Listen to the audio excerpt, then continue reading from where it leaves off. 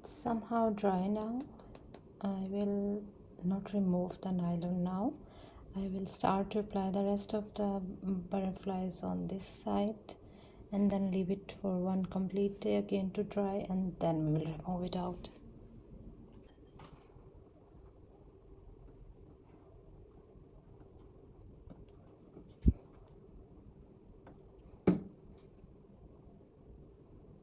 This clay which I didn't like, this one is actually done, which I am very happy. Finally I got rid from this kind of clay.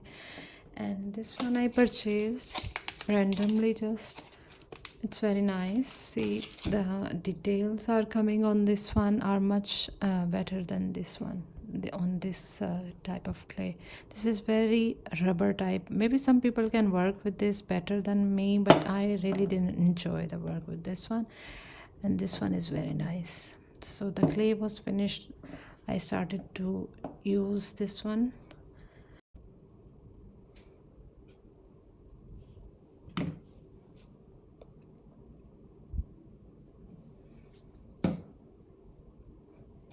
It seems like milk chocolate.